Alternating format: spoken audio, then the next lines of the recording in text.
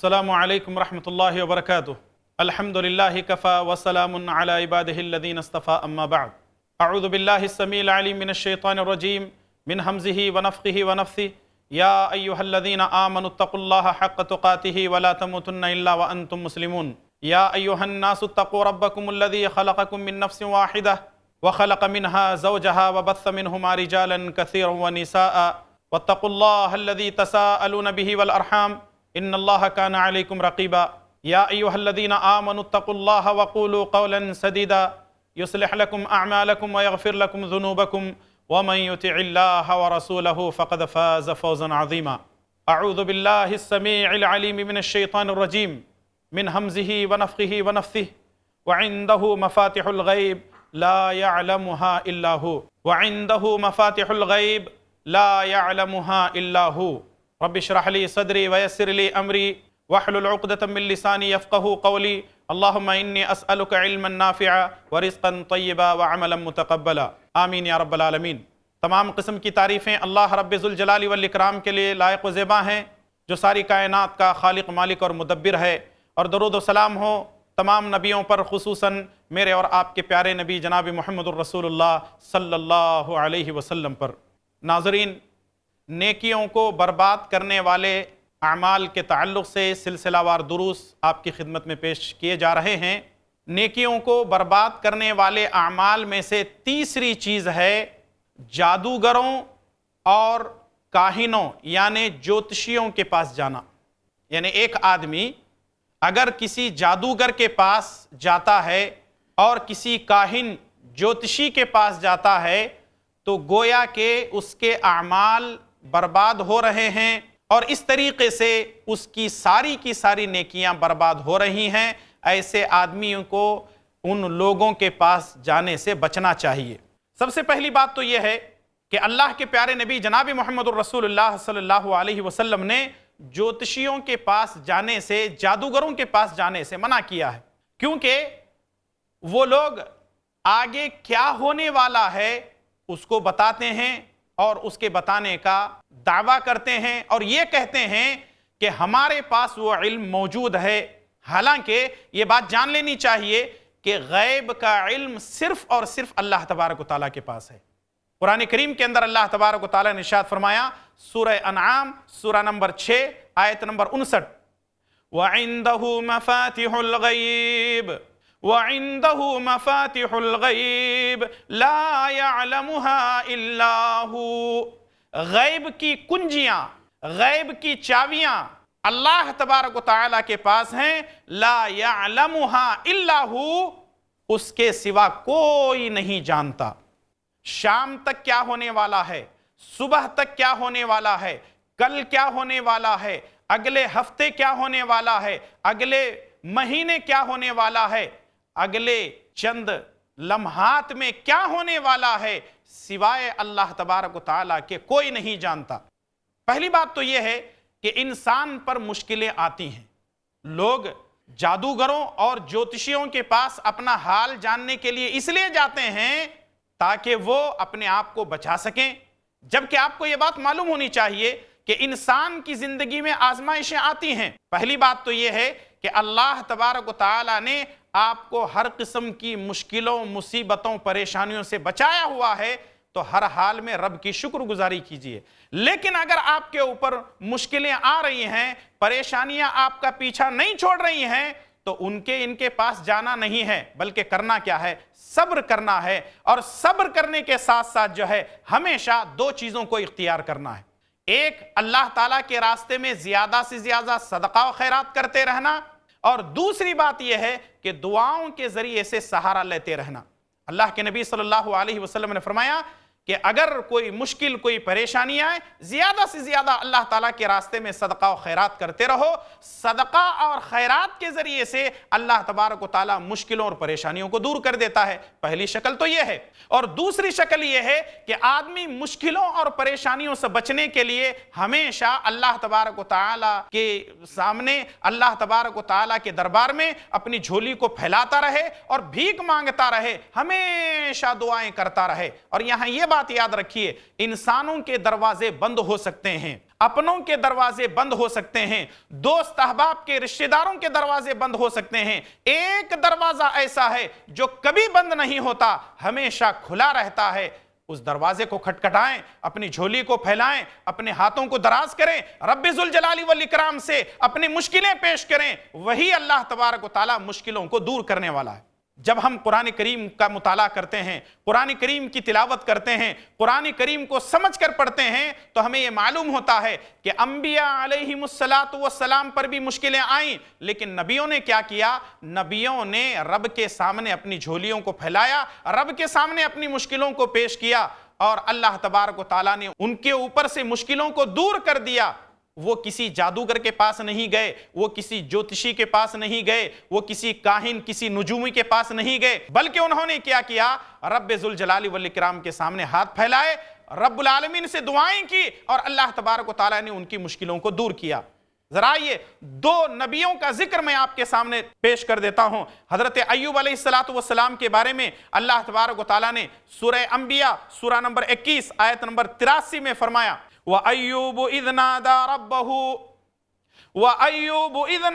رَبَّهُ أَنِّي مَسَّنِيَ الضُّرُّ وَأَنْتَ أَرْحَمُ الرَّاحِمِينَ۔ ایوب علیہ السلام کے واقعے کو کون نہیں جانتا؟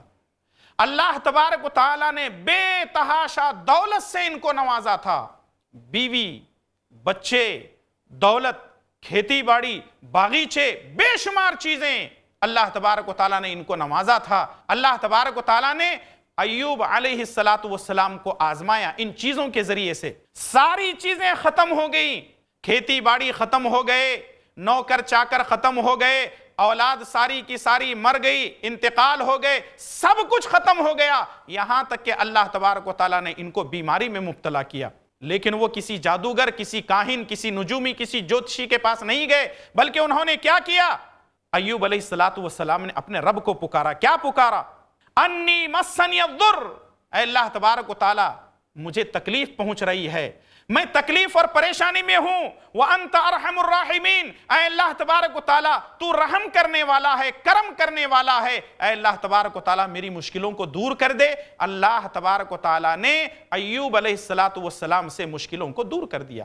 نبیوں کی زندگی ہمارے لیے نمونہ ہے، اور اسی طریقے سے اللہ تبارک و تعالی نے یونس علیہ السلام کا واقعہ بیان فرمایا ہے۔ تفصیل میں نہ جاتے ہوئے آئیے قرآن کریم کا وہ مقام میں آپ کی خدمت میں پیش کر دیتا ہوں۔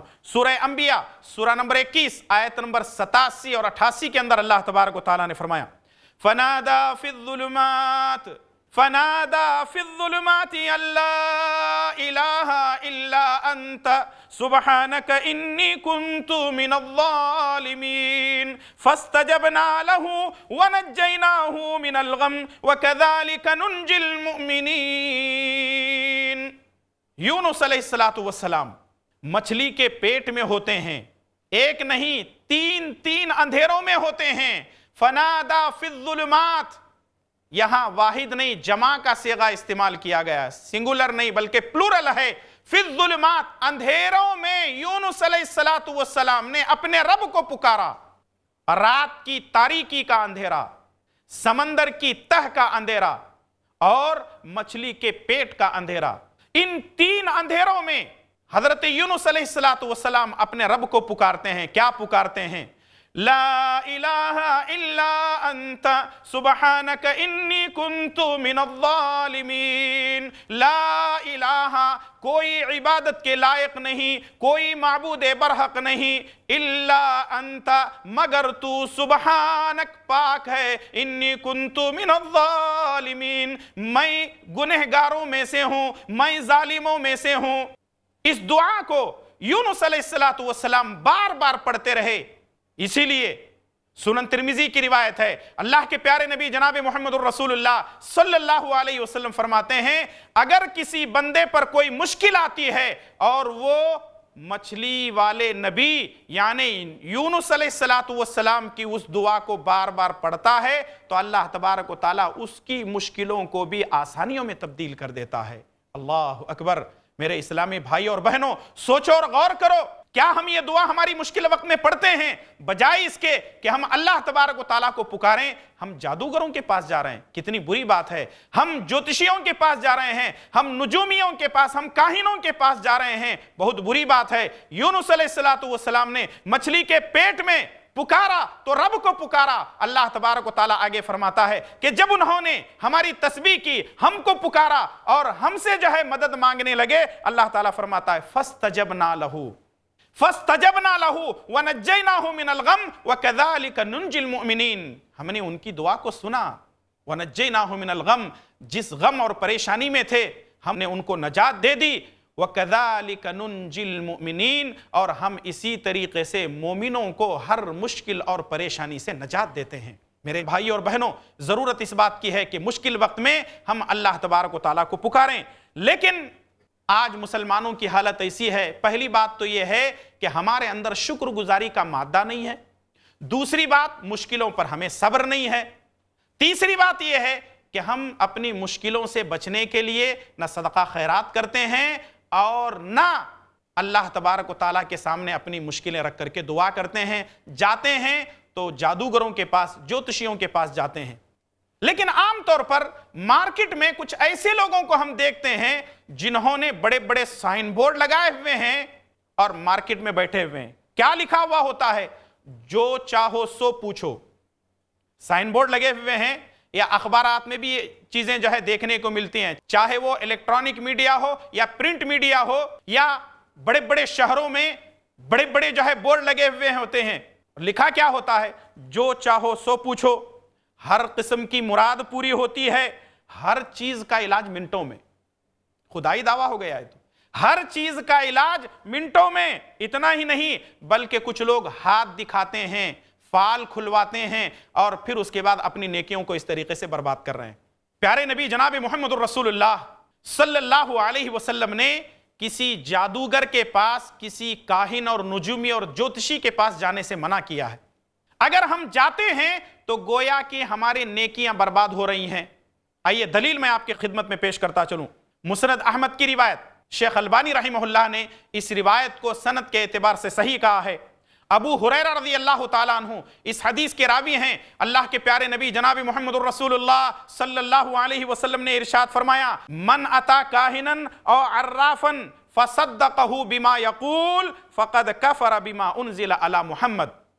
اگر کوئی شخص کسی کاہن کے پاس، کسی جوتشی کے پاس، کسی نجومی کے پاس جاتا ہے، فصدقہ بما یقول، اور جو کچھ وہ باتیں اس کے سامنے پیش کرتا ہے اس کو وہ سچا مانتا ہے کہ جناب آپ نے جو کچھ کہا ہے وہ بالکل صحیح ہے۔ مثال کے طور پر ہاتھ کی لکیریں دیکھ کر کے کہنے لگتا ہے تمہارا ایسا ہوگا، تمہارا ویسا ہوگا، تمہارا فلاں ہوگا، تمہارے اوپر یہ خوشیاں آئیں گی، یہ مشکلیں آئیں گی، وہ تمام چیزوں کو وہ مانتا ہے، اس کو سچ سمجھتا ہے، تو نبی صلی اللہ علیہ وسلم نے فرمایا فَقَدْ كَفَرَ بِمَا أُنزِلَ عَلَى مُحَمَّدٍ، محمد صلی اللہ علیہ وسلم پر جو چیز نازل کی گئی ہے گویا کہ اس نے کفر کر بیٹھا۔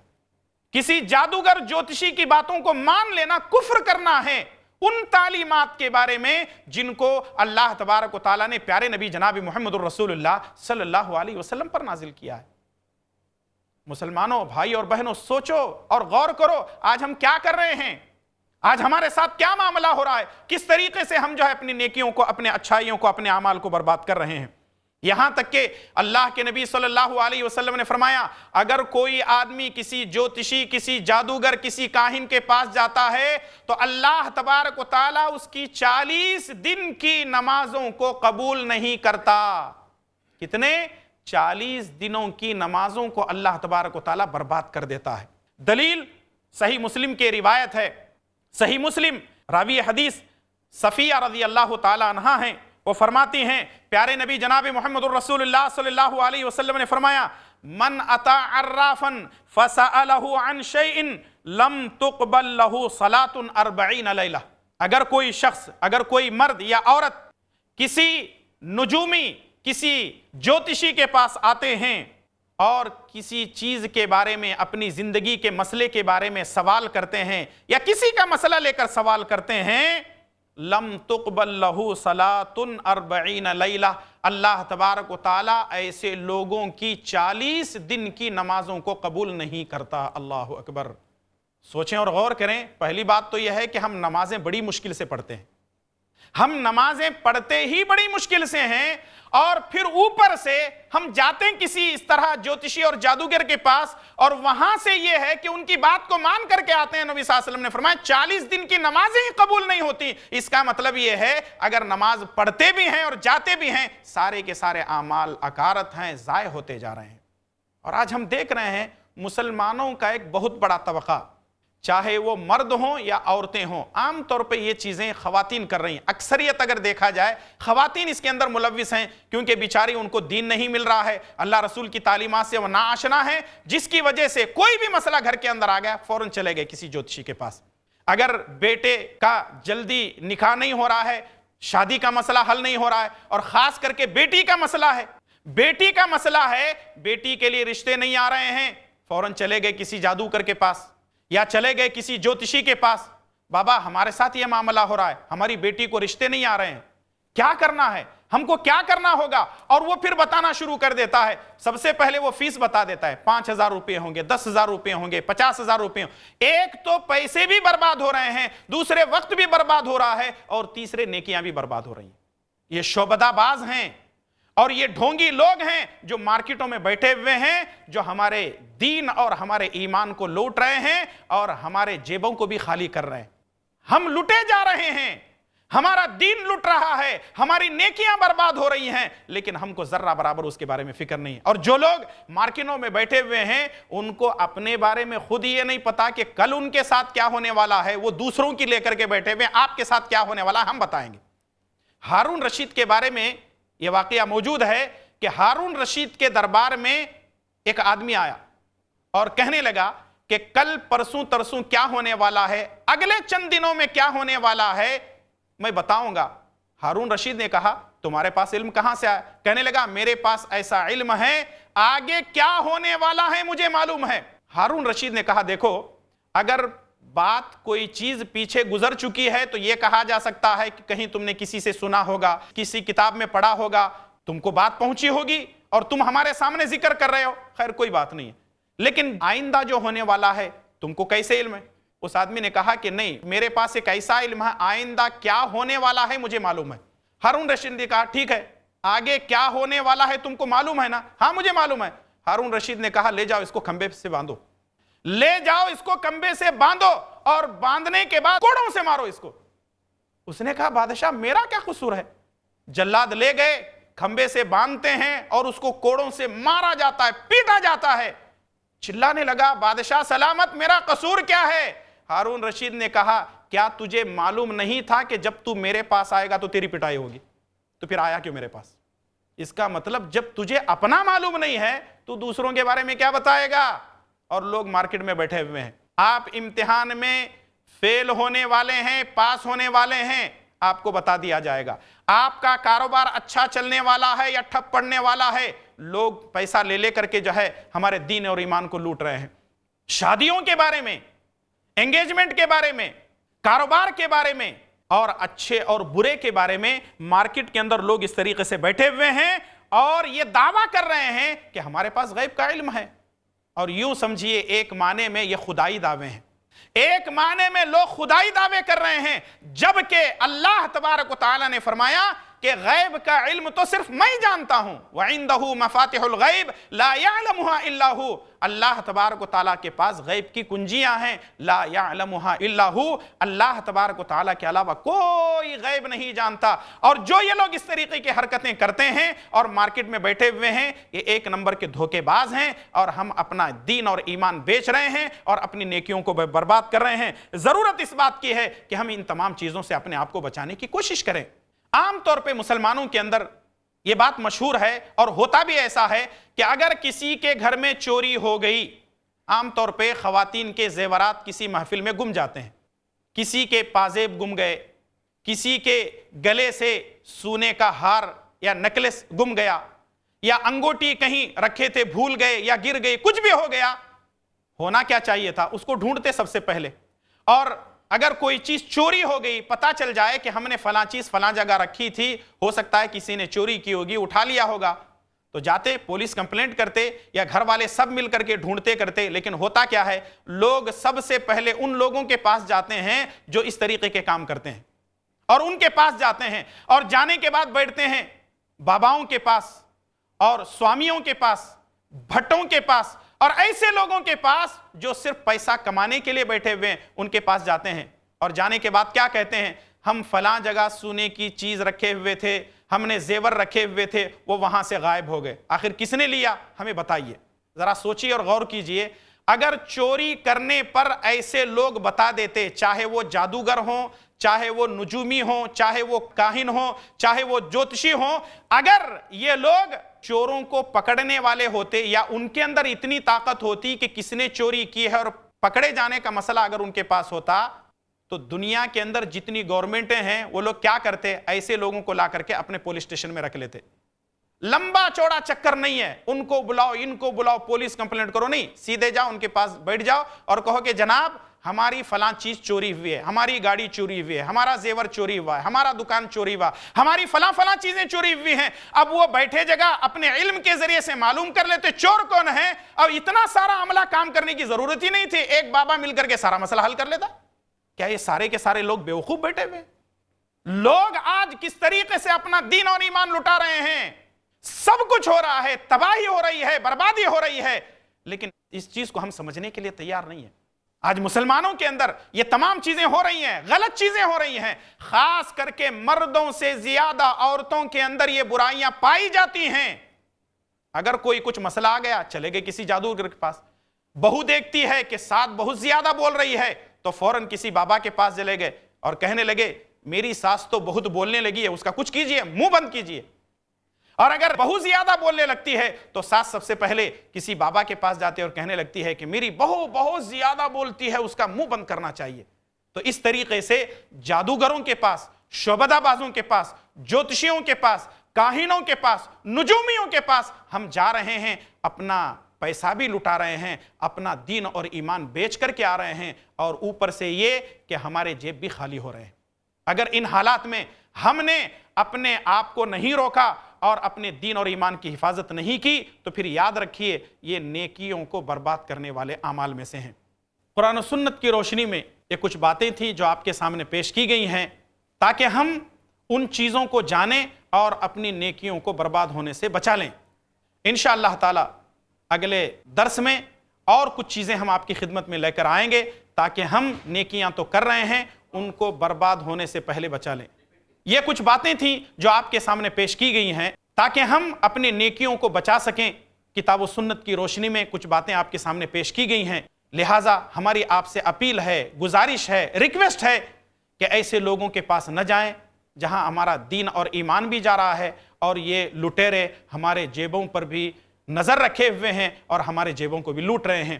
اللہ تعالیٰ کی توفیق سے اگلے درس میں اور بھی کچھ باتیں لے کر ہم آپ کی خدمت میں آئیں گے.